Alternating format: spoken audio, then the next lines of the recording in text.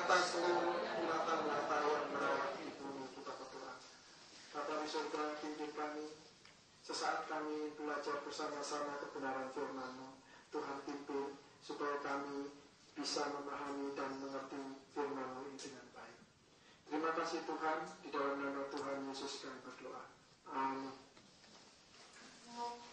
Bapak Ibu jemaat sekalian,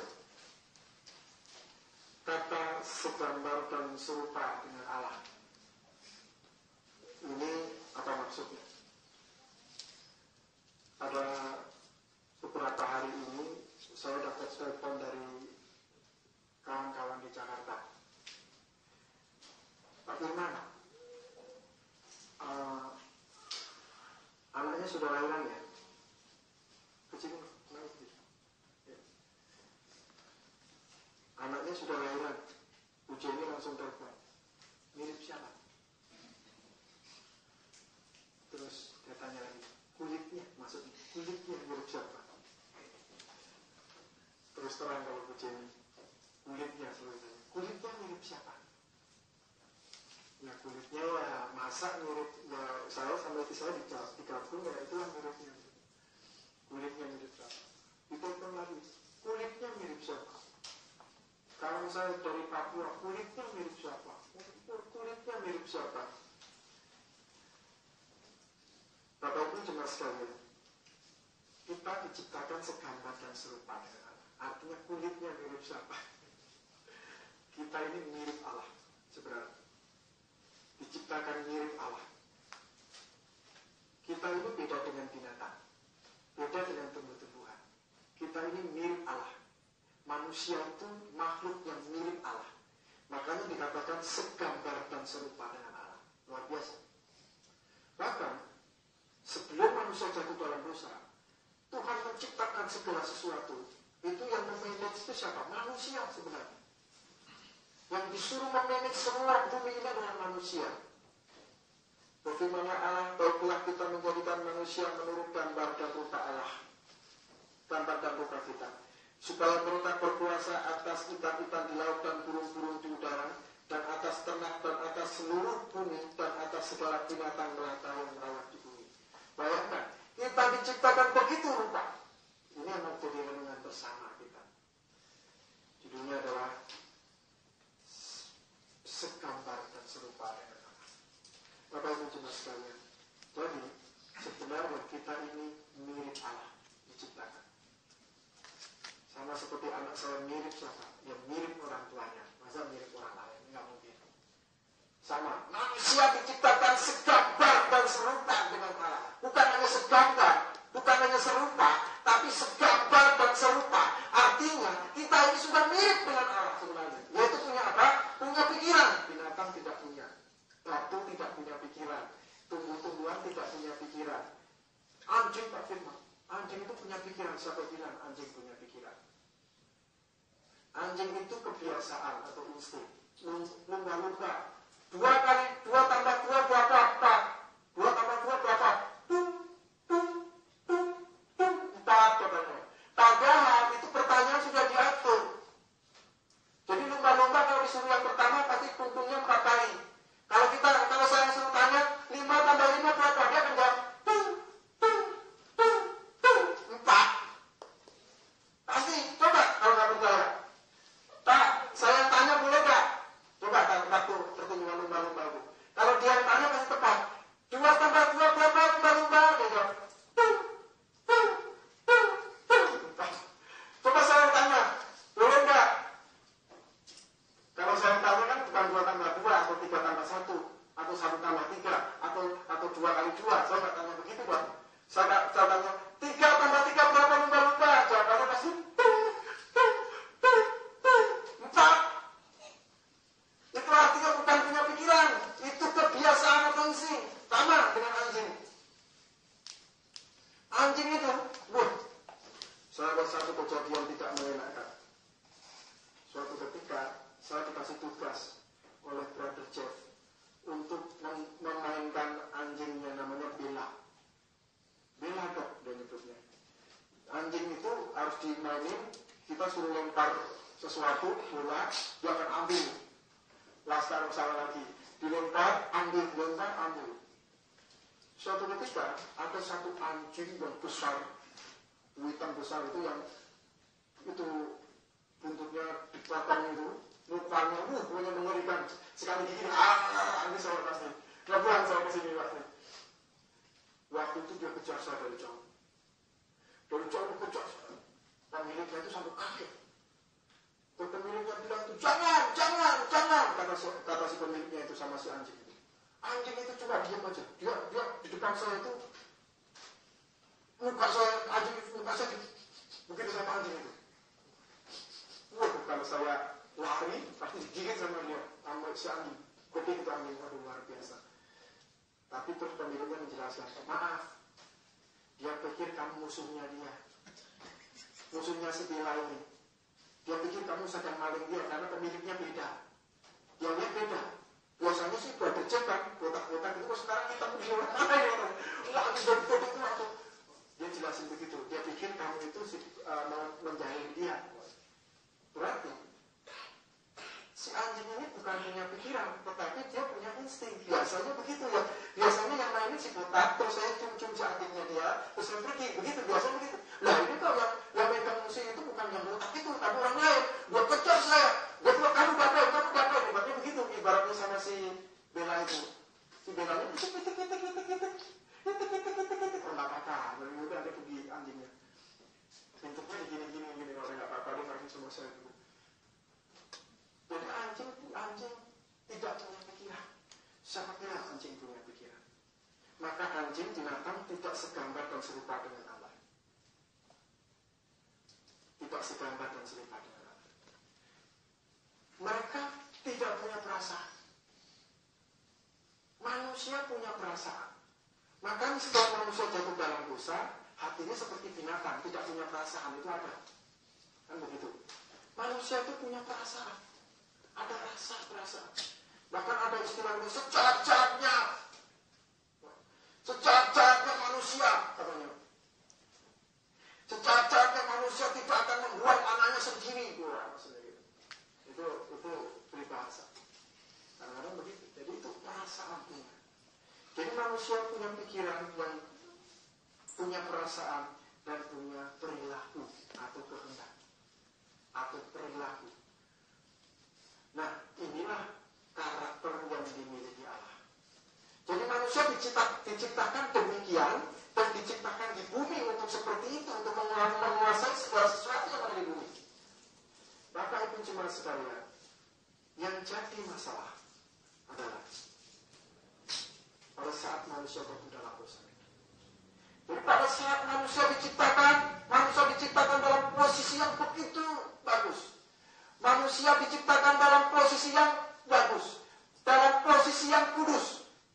Manusia diciptakan bukan dalam bentuk yang bocah-bocah, berantakan, tidak. Tapi manusia dalam posisi yang kudus. Maka Tuhan mau menghampiri manusia. Setelah diciptakan Adam berbicara dengan Tuhan, selayaknya sebagai teman. Berbicara, ada apa? Engkau begitu terus berkomunikasi seperti layaknya. Kenapa? Karena Adam kudus. Diciptakan dalam posisi kudus. Adam diciptakan dalam memiliki hati yang kudus. Posisinya kudus, hatinya kudus. Sehingga tidak ada tipu muslihat di situ bersama Allah. Ketika berbicara bersama Allah, tidak ada tipu muslihat di situ. Ada hubungan komunikasi yang baik antara Tuhan dengan manusia. Ada hubungan yang begitu erat antara manusia dengan Tuhan pada saat itu. Nah, ini yang perlu kita lihat bersama. Tetapi yang jadi masalah adalah karakter Adam atau perilaku Adam belum teruji. Perilaku Adam belum teruji.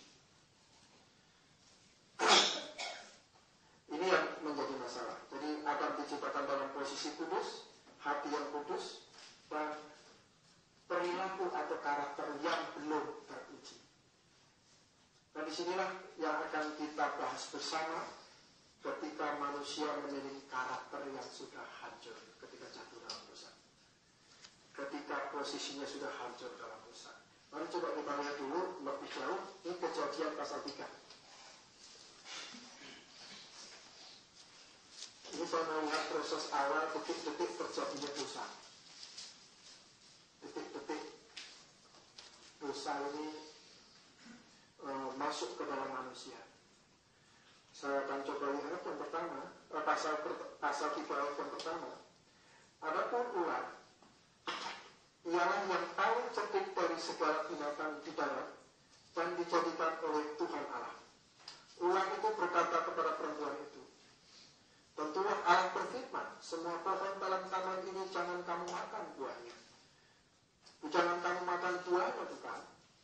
Lalu sahut perempuan itu kepada ular itu, buah pohon-pohonan dalam taman ini boleh kami makan. Tetapi tentang buah pohon yang ada di tengah-tengah taman, Allah berfirman, jangan kamu makan ataupun raba buah itu, nanti kamu mati. Tetapi ular itu berkata kepada perempuan itu, sekali-kali kamu tidak akan mati. Tetapi Allah mengetahui bahwa ada waktu kamu memakannya, matamu akan terbuka dan kamu akan menjadi seperti Allah, tahu tentang yang baik dan yang jahat. Perempuan itu melihat bahwa buah pohon itu baik untuk dimakan dan sedap kelihatannya. Lagi pula pohon itu menaruh hati mereka, mati hati karena memberi pengertian. Lalu ia mengambil dari buahnya dan dimakannya dan diberikannya juga kepada suaminya yang bersama-sama dengan dia, dan suaminya pun memakannya. Bapak Ibu cuma sekalian, perhatikan detik-detik manusia jatuh dalam dosa. Disinilah kita juga akan mempelajari detik-detik memperbaiki karakter kita nanti.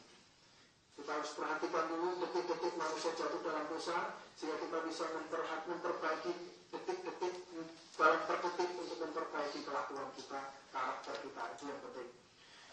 Yang pertama, iblis di sini disebutkan sebagai ular.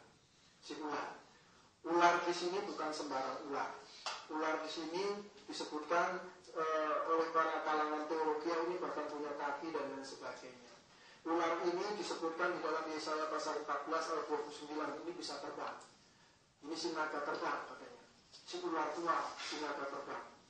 Di dalam Wahyu pasal 12 ayat 9 itu disebutkan ini si naga, si ular tua atau si iblis. Jadi ini ular bukan sembarang ular. Ini ular adalah jelmaan iblis. Dan iblis selalu membuat manusia terpecah. Yang pertama, manusia itu harus belajar Alkitab dengan benar. Itu yang penting. Saya lebih baik mati daripada dilarang untuk belajar Alkitab. Namanya martir. Akan sangat sedih sekali kalau kita tidak boleh belajar Alkitab. Kenapa? Coba perhatikan. Iblis pintar sekali dia ngomong. Iblis bilang begini, tentu Allah berfirman, semua pohon dalam taman ini boleh kamu makan. Semua. Padahal apa? Padahal Tuhan berfirman apa? Tuhan berfirman terbalik. Iblis berkata, semua pohon dalam taman ini jangan kamu makan. Semua pohon dalam taman ini jangan dimakan. Tuhan berfirman, semua pohon dalam taman ini boleh dimakan, kecuali yang itu tuh. Buah pohon pengetahuan yang baik dan yang jahat jangan. Semua pohon dalam taman jangan dimakan. Tuhan bilang semua pohon dalam taman boleh dimakan. Pertama, ini awal mula manusia jatuh dalam dosa. Yaitu apa? Firman Tuhan dibolak-balik, diutak-atik dibolak-balik. Itu oleh iblis kerja. Kemudian manusia ini tahu, bukan begitu katanya. Coba lihat. Lalu saat perempuan itu kepada ular itu, buah pohon-pohonan dalam taman ini boleh kami makan katanya. Ini perempuan ini ngasih tahu iblis malah boleh katanya. Sebenarnya iblis tahu itu maksudnya. Tetapi tentang buah pohon yang ada di tengah-tengah taman, Allah berfirman, jangan kamu makan ataupun raba buah itu nanti kamu mati. Iblis lebih cerdik. Kasih tahu si perempuan. Tetapi ular itu berkata kepada perempuan itu, sekali-kali kamu tidak akan mati. Manusia punya pikiran, binatang tidak punya pikiran. Itulah yang membuat manusia berpikir. Di sinilah ujian mulai teruji di sini. Apakah manusia punya karakter yang baik? Manusia punya karakter yang kudus, teruji di sini. Ketika dimainkan satu pikiran, Buah mana yang diraba langsung mati? Emangnya nyetrum buah itu? Begitu. Buah apa itu? Kok di tengah-tengah diraba langsung mati? Iblis pintar sekali. Tadinya dibolak-balik firman Tuhan, sekarang iblis mempermainkan pikiran manusia. Mulai manusia berpikir, iya juga ya, buah apa yang kok dipegang langsung nyetrum mati? Emang buah nyetrum apa buahnya begitu? Diraba saja kok bisa mati katanya. Manusia punya pikiran agar berpikir, ini Tuhan. Mulai dia tidak mempercayai lagi Tuhan. Wah, masa sih Tuhan bilang saya langsung mati sama seperti orang tua kan? Makan jangan di depan pintu. Nanti ada apa rezekinya, maksudnya apa begitu dan sebagainya. Makan harus dihabiskan. Nanti rezekinya akan dipatok ayam. Kalau makan nggak habis kan dibuang ayamnya yang matok-matok. Jadi rezekinya akan dipatok ayam. Akhirnya saya berpikir sebagai anak-anak, bapak saya itu ngomong kalau saya makan harus dihabiskan. Kalau dia dihabiskan rezeki saya dimakan ayam. Benar, masuk akal sih ini. Saya mulai tidak percaya pada bapak saya, pada ayah. Sama, manusia waktu itu berpikir, buah mana saya raba langsung saya mati. Itu yang dipikirkan. Ini Tuhan ini ada-ada ini. Ada-ada aja ini dia bilang. Dia punya perintah aneh ini. Buah kok diraba langsung saya mati. Memang setrum apa buah itu? Ada setrumnya itu berapa volt? Bapak Ibu cuma sekalian ini yang menarik kita perhatikan. Jadi akhirnya manusia ini memainkan pikiran. Mulai diuji di sini. Karakternya mulai teruji di sini. Coba perhatikan pada saat dia jatuh. Ayat 6. Perempuan itu melihat bahwa buah pohon itu baik untuk dimakan. Jadi pertama, bahwa buah pohon itu baik untuk dimakan dan sedap kelihatannya. Lagi pula pohon itu menarik hati karena memberi pengertian. Jadi, kalau saya tadi jalan dari Jayaguna ke sini, itu kita tidak kecelakaan karena saya perhatiin jalan dia. Gitu. Tapi kalau saya suruh fokus, apa saja yang terjadi di pinggir jalan, ya saya tidak tahu. Lupa, sebegitu panjang, apa yang terjadi, saya lupa. Tapi saya perhatiin jalan, ya selamat sampai sini, kan begitu. Saya tak menghijau itu. Tapi kalau saya suruh perhatiin gitu, saya tidak tahu apa itu, kejadian apa. Nah, Hawa melihat buah itu bukan hanya sekedar melihat, melihat selesai, tapi dia amati. Dia perhati. Kayaknya lebih enak dari buah mangga. Dia amati lagi. Kayaknya lebih menarik dari buah rambutan. Kayaknya lebih menarik dari buah durian. Coba perhatikan. Perempuan itu melihat bahwa buah pohon itu baik untuk dimakan. Jadi dia sudah perhatikan itu. Dan sedap kelihatannya. Jadi dia bukan sedap udah itu selesai gitu. Tapi dia perhatiin betul. Dia lihat betul. Dia perhatiin betul, dia lihat betul. Setelah dia tertarik hatinya, dia lupa dengan perintah Tuhan. Sama. Seperti pemuda-pemudi jatuh cinta. Jangan cari pemuda atau pemudi yang tidak seiman ya. Jangan ya. Ya. Kita tidak cari yang seiman. Kita cari yang seiman. Kita cari yang dalam nama Tuhan Yesus kita berdoa sama-sama ya Pak ya. Ya Pak ya. Ya. Tapi begitu dia lihat ada pujaan hati dia, dia perhatiin, dia amat-amati, dia menarik hati, ya. Langsung dia lupa apa itu perintah, apa makanya. Dia lupa perintah yang jangan seiman ya, jangan itu dia lupa pokoknya semuanya. Kenapa? Karena sudah tertarik hati. Bapak Ibu jemaat sekalian, inilah yang membuat manusia bisa jatuh. Setelah berpikir, hatinya tertarik. Setelah tertarik, apalagi kalau bukan, dia laksanakan. Tidak ada lagi. Setelah berpikir, menarik hati, dia laksanakan. Kemudian katanya, lalu ia mengambil dari buahnya dan dimakan. Jadi yang melanggar duluan sebenarnya itu adalah Hawa. Yang melanggar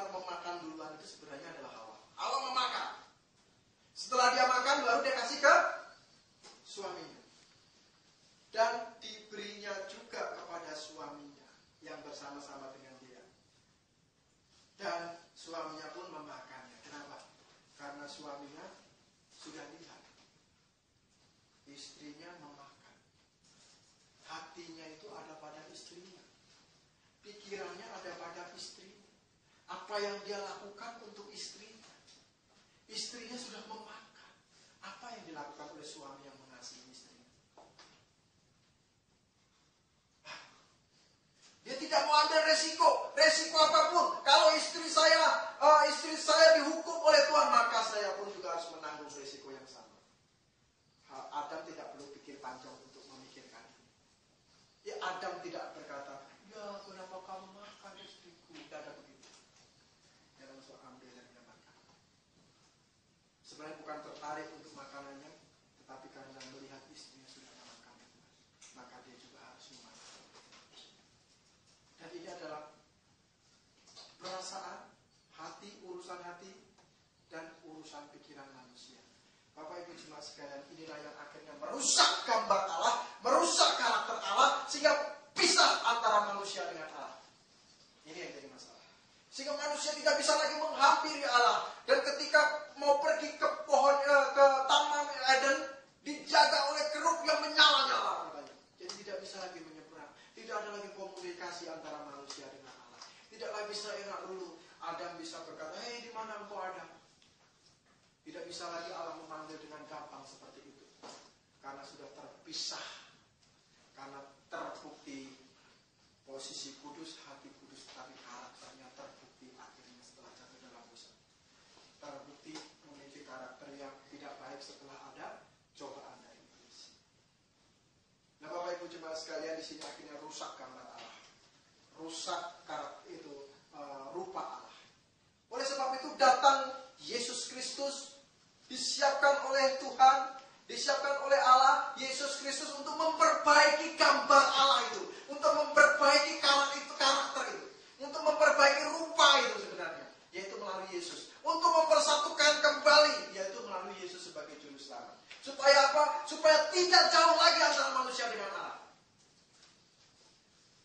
Kemarin saya ditanya sama satu teman, wah Pak Firman, apa itu manunggaling kawula Gusti? Manunggaling kawula Gusti itu sebenarnya ajaran kekristenan, di mana Tuhan bisa menyatu dalam hati kita, Allah bisa menyatu dalam hati kita. Itu manunggaling kawula Gusti. Kekristenan bisa. Kalau agama lain tidak bisa, karena Allah begitu jauh. Kita harus menengadah ke sana karena begitu jauh katanya. Tetapi melalui Mesias, melalui Yesus Kristus sebagai juru selamat, bersatu kembali antara manusia dengan Allah. Itulah sebabnya ketika kita percaya kepada Yesus, kita dimeteraikan dengan Roh Kudus. Artinya itu Allah sendiri bersama-sama dengan kita. Disinilah akhirnya orang-orang yang percaya, orang-orang yang sudah lahir baru, itu sama kembali posisinya seperti Adam waktu semula hidup. Yaitu tadinya setelah jatuh dalam dosa, gambarnya jadi rusak, rupanya jadi rusak, memiliki posisi yang berdosa, ya. Kemudian setelah dia bertobat dan percaya dan lahir baru, dilahirkan kembali, posisinya berubah menjadi kudus. Sehingga di dalam 1 Korintus dikatakan kepada jemaat orang-orang kudus di Korintus. Jadi saya, orang-orang yang lahir baru, kita semua yang lahir baru, posisinya itu sudah jadi kudus kembali seperti Adam. Coba kita lihat 1 Korintus, saya bacakan dulu. Jadi Tuhan menyebut orang-orang Korintus itu sebagai orang-orang kudus. 1 Korintus pasal 1 ayat yang kedua. Kepada jemaat Allah di Korintus, yaitu mereka yang dikuduskan dalam Kristus Yesus dan yang dipanggil menjadi orang-orang kudus. Kembali posisinya, setelah percaya kepada Yesus sebagai juru selamat satu-satunya, posisinya dikembalikan menjadi posisi kudus. Ditarik merapat kembali kepada Allah. Memiliki posisi yang kudus. Setelah memiliki posisi yang kudus, hatinya dikuduskan. Yeskiel pasal 36 ayat 26. Akan kuberikan hati yang baik di dalam hatimu. Kapan? Ketika kita bertobat. Jadi Tuhan memberikan kita posisi yang kudus, memperbaiki posisi kita menjadi posisi kudus, hati kita menjadi hati kudus, karakternya yang belum kudus. Ini yang jadi masalah. Karakter seseorang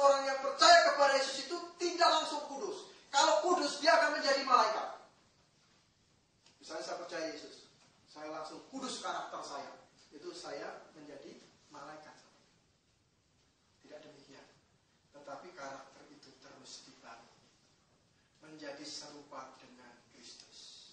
Nah, inilah akar permasalahan. Kadang-kadang kalau kita melihat orang Kristen bertahun-tahun percaya Yesus, belajar Alkitab bahkan, sekolah Alkitab bahkan. Hari di Jayapura saya bercerita bagaimana orang yang belajar tinggi, belajar kuliah, belajar Alkitab, menggali Alkitab tinggi, sampai naik ke mimbar mengajarkan kebenaran firman Tuhan, merokok saja dia nggak tahu, itu salah. Mimbarnya bau-bau tembakau. Bahkan ada yang minum dulu katanya, kesaksian teman-teman. Sebotol dulu atau segelas dulu dia minum. Masih bau-bau begitu. Kalau belajar, kalau bau-bau di sini itu kayak pusing-pusing sedikit itu nggak apa-apa sih, pusing-pusing sedikit itu lancar. Ngomong firman Tuhan lancar katanya. Ada yang begitu. Saya pikir ini akar permasalahan. Tidak memiliki karakter yang bagus. Teman dari perpajakan datang. Kita injili. Percaya Yesus Pak sebagai juru selamat satu-satunya. Haleluya. Di bawah kolong langit itu tidak ada nama lain yang olehnya diselamatkan kecuali oleh Yesus Kristus Pak. Percaya Pak. Dinas perpajakan ini semuanya harus percaya pada Yesus. Ya, yang diinjili kan manusia.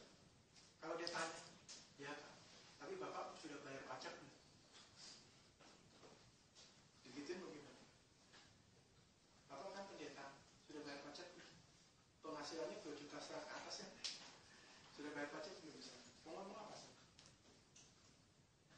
Mau ngomong masalah Yesus surga, dipindah ke dunia, percaya orang? Oh tidak ada, karakternya tidak ada. Tidak karakter yang lain. Ngomong masalah ini, Bapak harus dipenuhi dengan Roh Kudus. Tadi saya dapat satu masalah komedi. Maka saya akan percepat itu retreat kita ini. Tapi saya akan lihat itu.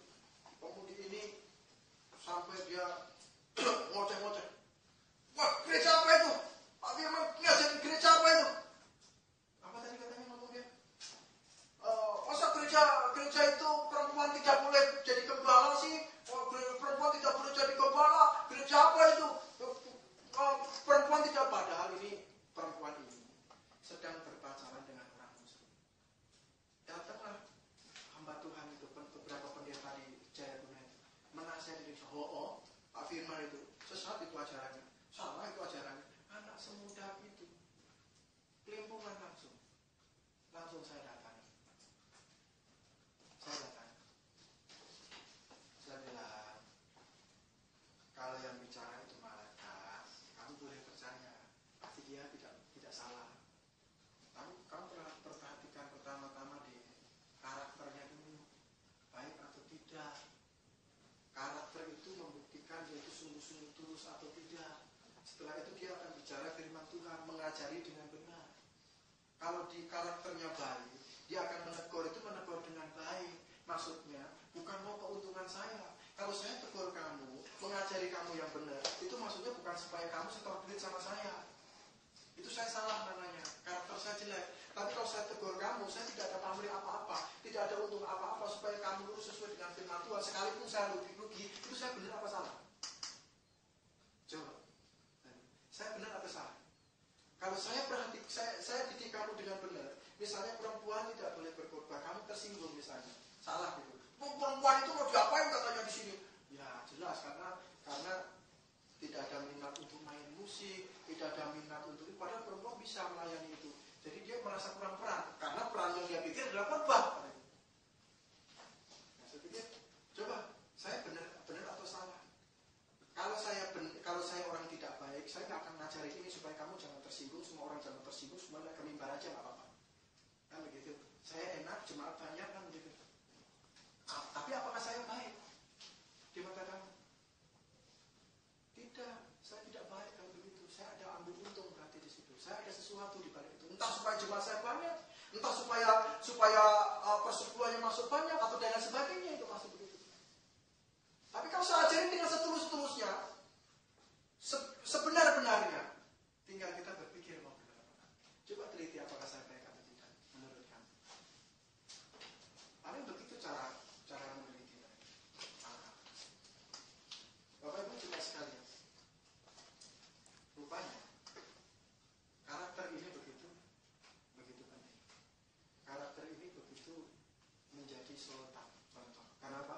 Karena ketika kita dipindah, memiliki karakter, memiliki rupa dan gambar Allah, posisi kita menjadi kudus, hati kita menjadi kudus, celakanya karakternya tidak kudus. Itu artinya sudah terbalik. Sebenarnya belum dipindah, tapi merasa sudah dipindah. Saya anak Allah loh, saya anak Tuhan loh. Kalau ngomong kadang-kadang, dulu saya anak Pak Agus, sampai orang itu saya tegur, Pak Firman, orang dunia bilang, dikit-dikit orang dunia bilang, saya lagi injil sama Pak Agus berdua, injilin Bapak ini. Dikit-dikit dia ngomong orang dunia itu bilang, orang dunia itu caranya begini, orang dunia itu. Nah kita itu orang mana? Kita ini orang planet apa bagaimana? Dikit-dikit orang dunia, tapi karakternya sama saja. Karakternya itu tidak menunjukkan karakter Kristus. Bicaranya ya luar biasa. Dikit-dikit orang dunia, karakternya nggak ada. Ini yang berbahaya. Sebenarnya belum terpindah. Tetapi ketika kita percaya Yesus dengan sungguh-sungguh, bertobat dengan sungguh-sungguh, maka Tuhan melihat sampai ke dalam hati kita. Tidak perlu dibuktikan dengan cara apapun, tetapi membangun karakter kita harus membangun karakter yang baik. Maka semua yang ada di sini pasti semuanya paham. Gereja Baptis Independen Alkitabiah itu gembalanya itu tidak super power. Gembalanya itu tidak harus disembah. Ini gembala, gembala itu doanya paling manjur, tidak begitu. Tetapi kita ini hanya mengatur saja rumah tangga. Maka ciri khasnya adalah apa? Kalau salah, peringatkan. Kalau salah, peringatkan. Termasuk kalau saya salah, saya harus diperingatkan. Karena saya bukan manusia setengah dewa. Tetapi ingat, kalau Bapak Ibu salah, saya juga harus boleh memperingatkan. Ya man, situ negor-negor saya apa? Tegur nggak boleh. Itu nggak fair namanya. Itu pikiran juga terbalik. Saya maunya tegur-tegur aja di situ nggak boleh tegur saya. Ini nggak boleh. Nggak fair namanya. Itu namanya bukan proses penggembalaannya. Bukan proses pengajarannya. Saya sering belajar dari banyak orang. Belajar dari banyak. Oh ya, saya salah maaf. Artinya, kalau Bapak Ibu ada yang salah, saya juga boleh mengatakan itu salah dan jangan tersinggung. Di sini baru akan maju karakter kita. Besi menajamkan besi, kata Amsal. Pasti karakter kita akan maju. Karakter kita akan baik. Dan Bapak Ibu jemaat sekalian, yang terpenting sekarang sebenarnya kekristenan itu adalah karakter kita. Saya bisa sebenarnya ini gampang. Namanya ilmu homiletik. Homiletik itu ilmu menyampaikan firman Tuhan. Bisa saja itu diatur dengan sedemikian rupa. Kalau ngomong Yesus, jangan Yesus. Jesus, misalnya begitu. Diatur. Ada pelajarannya, Pak. Yesus atau apa? Ada pelajarannya. Seperti nyanyi. Bukan kurang tahu mengapa tuh, bukan begitu. Kalau mau nyanyi itu harus A itu setengah O. Kurang tahu mengapa Tuhan Allah. Begitu. Sama ilmu berkhotbah juga begitu, menyampaikan firman Tuhan, bicara sesuatu juga begitu. Baik Bapak Ibu Saudara sekalian, mari kita berdoa. Betul. Nah, karena kalau ngomong sama orang mesti begitu. Kadang-kadang mesti itu ada pelajarannya, Pak. Di dalam dunia sekolah Alkitab itu ada pelajaran komunikasi itu. Bagaimana Bapak Ibu, betul kan? Luar biasa. Haleluya, luar biasa. Itu ada pelajaran begitu. Ada pelajaran begitu. Tapi itu permasalahannya, kalau tidak keluar dari dalam hati, akhirnya jadi kacau kalau ngomong. Haleluya. Puji Tuhan, luar biasa. Yesus, thank you, Jesus. Banyak. Tapi hatinya, pusing saya.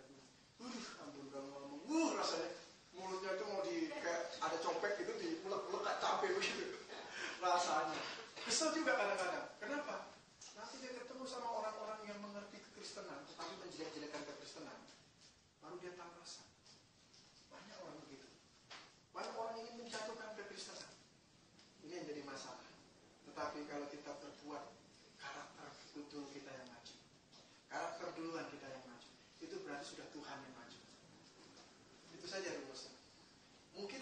bisa banyak bicara. Ditanya, Pak Firman ini paling nggak bisa bicara, berdoa tentunya. Amin. Amin gitu ya. Bu Jenny berdoa saya. Pak Firman itu paling nggak bisa berdoa. Sama itu kayak Pak Suhento nggak bisa berdoa. Jadi baru kita duduk sudah amin. Gitu. Beda dengan pendetanya dulu. Pendetanya dulu itu kan kayak motor ini apa itu motor cross begitu. Finishnya dari sini ke sana cuma sebentar, kita selesai finish. Dia putar, kayak apa? Slalom tes itu, mobil slalom tes itu. Kayak gas lagi, doanya kayak begitu. Gas, coba padahal cuma berdoa supaya saudari itu sembuh. Luar biasa ajaib, ada luar biasa di mata Tuhan, semua tidak ada yang ajaib di matamu Tuhan, semuanya ukur di matamu Tuhan luar biasa. Baru kami berdoa untuk ibu ini, supaya itu 15 menit, 30 menit berdoa seperti itu cuma mau. Ya sekarang kami mau berdoa untuk ibu yang tergolek sakit itu supaya sembuh, cuma begitu aja. Itu kan putar sini, baru selesai kan. Ya kalau saya, apa yang mau doa? Itu ya, ini saja. Yang penting itu kan sebenarnya yang dimaksudkan Tuhan itu bukan ritual, tetapi hati. Oleh sebab itu kita perlu memperhatikan baik-baik. 1, posisi kita sudah menjadi kudus. 2, hati kita sudah menjadi kudus. Maka Tuhan berkenan hadir di dalam hati kita. Tuhan berkenan memeterikan kita.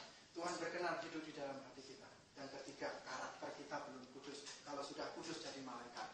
Oleh sebab itu karakter kita harus serupa dengan Kristus. Harus menjadi seperti Kristus setelah hidup. Katanya Yohanes 2. Nah sekarang, yang jadi PR kita adalah membangun karakter. Membangun tingkah laku kita. Yang jelek-jelek itu jangan diamat-amati. Kalau kita sudah berlaku itu jelek. Mabuk anggur misalnya, sabu-sabu segala itu jangan diamat-amati lagi. Kalau kita amat-amati, kita tertarik sama dia nanti terus. Jangan diamat-amati, nanti tertarik hati kita. Kalau kita itu satu perbuatan yang sangat jelek, sangat buruk, jangan diamat-amati. Jangan diamat-amati, tertarik nanti. Jangan dipikirkan. Pagi-pagi bangun sudah dipikirkan ini. Oh ya, mau apa saya? Mau berbuat ini, berbuat itu. Bukan yang dosa-dosa dipikirin semua. Nanti saya habis nipu saya akan buat duitnya untuk ini, habis itu ke sini, nipu ini, nipu itu, semua yang ditipu semua. Jangan diamat-amati. Nanti kita jatuh dalam karakter. Bapak Ibu jemaat sekalian, cara kita sekarang adalah membangun karakter. Saling menasihati. Karakter itu dibangun dengan baik. Karakter itu dibuat menjadi semakin kudus. Mari kita berdoa. Bapa kami di dalam surga, terima kasih Tuhan. Luar biasa Engkau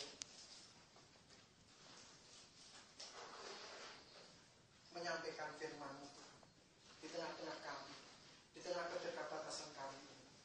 Kami boleh belajar tentang kebenaran firman-Mu untuk selalu belajar membangun karakter hidup kami. Tuhan mampukan kami, pimpinlah kami Tuhan, mampukan kami supaya kami sanggup untuk memperbaiki karakter hidup kami, supaya kami sanggup untuk memperbaiki karakter hidup kami menjadi semakin serupa dengan Kristus. Oleh sebab itu Tuhan memimpin kami. Terima kasih Tuhan.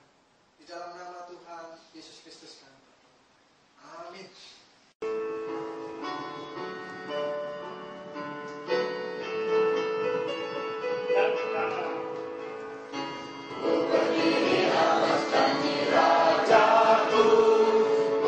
Syukur bagi Kristus ku seru, sepanjang abad bergema nyanyianku, yakin akan jadi.